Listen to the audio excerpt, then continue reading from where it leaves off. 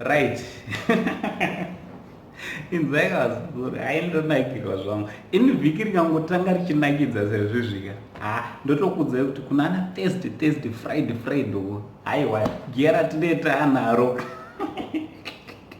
gera tinee tinaro ka aiwa kunenge watori kumberi. So inzwai kavazukuru, inzwai chandauya nacho panapa ka chinotoda kutoti kana wanga usati wasubscribe ka subscribe to this channel post panapa pamba penyu.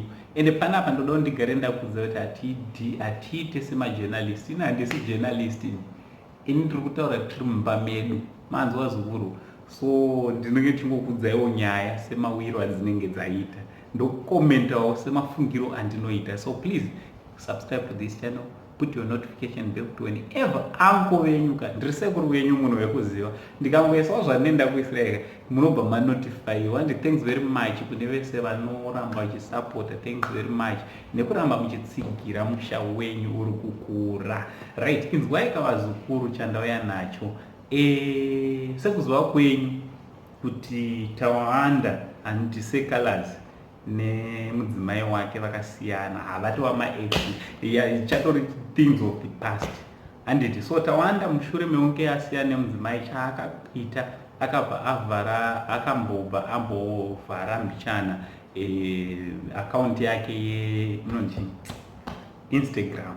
Handiti mhenu nekuwana Twitter in fact pasocial media hachabatike. Handiti hachabatike pasocial media kuitira kuti ambodhila zvinorwadza divorce hadi kunyepera yevazukuru. Bvunzai sekuru wenyu ndakamboiita ndakambopinda nekuseka zvangu but I know very well what these two are going through. Handiti ndichingwashuvira kuti vapore nokukasika but the show must go on. Handiti so zvazoitikawo kandezvekudaiwo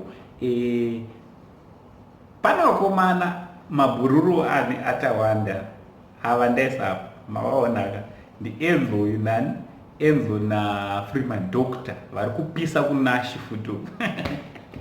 So Doctor na vakomana handiti vakomana ava ndangochitorowo chakadaro. Amen, ndangochitorowo chakadaro.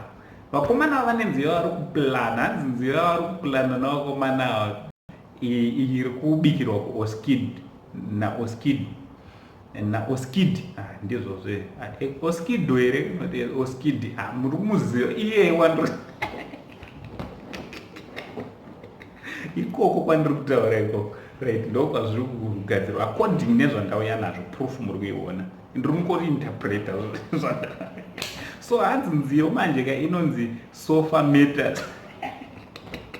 Ameno sofa rakazobuda pakurambana but sei vanhu muchiti kana makurambana munenge makufumurana nekutaura zvisina basa sei inini ndotoshayira drama racho. So ndocha nziyo iri kubikwa ndazofara nekamwe kahashtag kuti hanzi hashtag Tawanda live matter. Upenyu hwaTawanda hanzi hwakatikoshera nevakomana. So ameno nziyo ari kubika ine chekuita nesofa iri kunzi iri kubuda nemusi weFriday. Aiwa tamboblesiwa nemangoma, aiwa tamboitwa zvakanaka nengoma. So pane chimwe chingomawo chiri kubikirwa zvakaitika last week, this week by Friday mune mane chingoma